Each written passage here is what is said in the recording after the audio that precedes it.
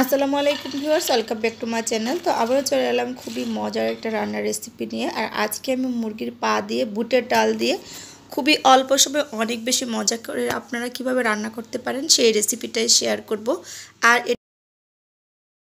এই ডালটা দিয়ে পরোটা দিয়ে আর রুটি দিয়ে কিন্তু খেতে ভীষণ ভালো লাগে, ভাতের সাথেও খুবই ভালো লাগে। আপনারা চাইলে একবার হলে রেসিপিটা ট্রাই করতে পারেন। তাহলে চলুন মূল রেসিপিতে। এখানে মুরগির পা দিয়ে ডাল রান্না করার জন্য আমি এখানে 1 কাপ ডাল সারা রাত ভিজিয়ে রেখেছিলাম। আর এখানে মুরগির পা আমি খুব ভালোভাবে পরিষ্কার করে নিয়েছি। অবশ্যই মুরগির পাগুলো খুব ভালোভাবে এরকম পরিষ্কার করে নেবেন আর ডালগুলো ভিজিয়ে রাখবেন। আর যদি ভিজিয়ে না রাখেন সারা রাত, সেক্ষেত্রে গরম পানি দিয়ে, ফুটন্ত গরম পানি দিয়ে 1 ঘন্টা ভিজিয়ে রাখবেন। এতে করেও ডালগুলো খুব দ্রুতই কিন্তু রান্না হয়ে যাবে। তো এখন চলে যাব সরাসরি চুলাতে। আর আজকে আমি পা দিয়ে ডাল দিয়ে এই রান্নাটা করব হাতে মাখিয়ে অল্প সময় কিভাবে রান্না করা যায় সেই পদ্ধতিটাই শেয়ার করব। তো প্রথমে আমি পাগুলো এখানে নিয়ে নিচ্ছি প্যানে। এখন আমি বুটের ডালগুলো নিয়ে নিব একসাথে। আমার রেসিপিটা যে যেখান থেকে দেখছেন ফ্রেন্ডস ফ্যামিলির সাথে বেশি বেশি করে শেয়ার করে দিবেন। আর যারা ফেসবুক পেজ থেকে দেখবেন আমার পেজটা ফলো দিয়ে রাখবেন। ডাল আর পাগুলো একসাথে নিয়ে নিয়েছি। আর এখানে এখন আমি নিয়ে নিচ্ছি পেঁয়াজ কুচি, 1/2 কাপ পেঁয়াজ কুচি আমি দিয়ে দিচ্ছি।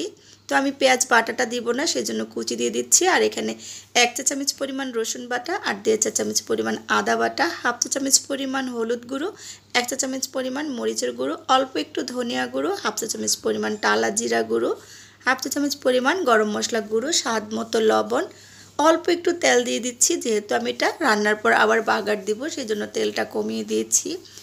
সব কিছু এখন হাত দিয়ে খুব সুন্দর করে মাখিয়ে নিব। আর যে রান্নাটা আপনারা মাখিয়ে রান্না করবেন সেটা কিন্তু অবশ্যই চেষ্টা করবেন খুব ভালোভাবে মাখিয়ে নিতে, তাহলে টেস্টটা অনেক ভালো আসবে। এখানে কিন্তু গোটা মশলা দিয়ে দিয়েছি আমি, দারচিনি, এলাচ, লবঙ্গ, তেজপাতা। এখন আমি এটা ঢাকা দিয়ে 2-3 মিনিট মতো রান্না করে নিব, মানে 2-3 মিনিটের মতো কষিয়ে নিব। যেহেতু মুরগির পা দিয়ে ডাল রান্না করছি, এখান থেকে কিন্তু পানি ওঠার কোনো সম্ভাবনা নেই। 2-3 মিনিট চুলার জালটা মিডিয়াম লো হিটে রেখে আমি এটা একটুখানি কষিয়ে নিচ্ছি। এ পর্যায়ে গরম পানি দিয়ে দিচ্ছি আমি, 2 কাপের মতো গরম পানি দিয়ে দিলাম এখানে। গরম পানিটা দিয়ে আমি এটা আবারও কষিয়ে রান্না করে নিব 10 মিনিটের মতো। ফিরে আসছি 10 মিনিট পর। তো 10 মিনিট পর ফিরে এলাম। মোটামুটি কিন্তু ডালটা কিন্তু এখানে 60%-এর মতো সেদ্ধ হয়ে গেছে। এটা আমি একদম কষিয়ে এখন ঢাকনাটা খুলে একদম শুকনো শুকনো করে কষিয়ে নিব। এতে করে ডালের টেস্টটা অনেক ভালো আসবে। এখন আমি গরম পানি অ্যাড করে দিচ্ছি পরিমাণ মতো। আপনারা আপনাদের পছন্দ অনুযায়ী দিয়ে দিবেন, যে যেরকম খেতে পছন্দ করেন। তো আমি একটু ভেজা ভেজা টাইপ রাখবো, সেজন্য পানির পরিমাণটা একটু বাড়িয়ে দিলাম। আরও আমি এটা 15 থেকে 20 মিনিটের মতো রান্না করে নিয়েছি। মাঝখানে আমি নেড়ে চেড়ে দিয়েছি। আপনারা দেখেই বুঝতে পারছেন যে আমার ডালটা কিন্তু রান্নাই হয়ে গেছে। এই পর্যায়ে এখন আমি বাগার দিয়ে দিব।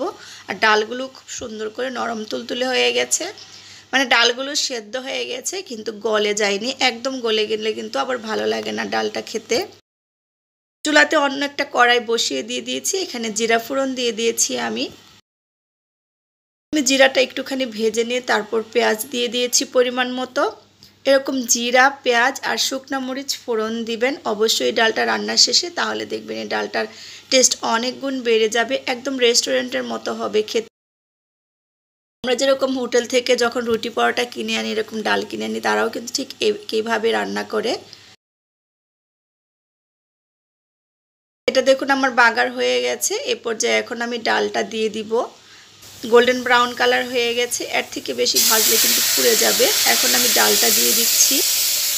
তার দেওয়ার পর সাথে সাথে আমি ঢেকে দিব। ঢেকে দিয়ে আর 1-2 মিনিটের মতো জাল করলেই হবে, বলকটা উঠিয়ে নিলেই হয়ে যাবে।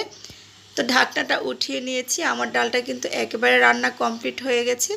আর এই ডালটা যখন চুলা থেকে নামিয়ে নিব, একটুখানি ঠান্ডা হয়ে যাবে, তখন কিন্তু অনেকখানি ঘন হয়ে যাবে। আর ডালটা একদম শুকনো শুকনো করে নামালে তখন কিন্তু খেতে ভালো লাগবে না।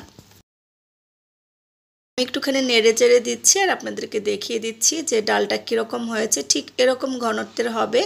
এরকম থাকতে আপনারা নামিয়ে নেবেন, তাহলে দেখবেন ঠান্ডা হওয়ার পর আরেকটুখানি শুকিয়ে যাবে, কিন্তু ভেজা ভেজা থাকবে। আর রুটি দিয়ে এরকম ভেজা ভেজা ডাল খেতেই কিন্তু ভালো লাগে।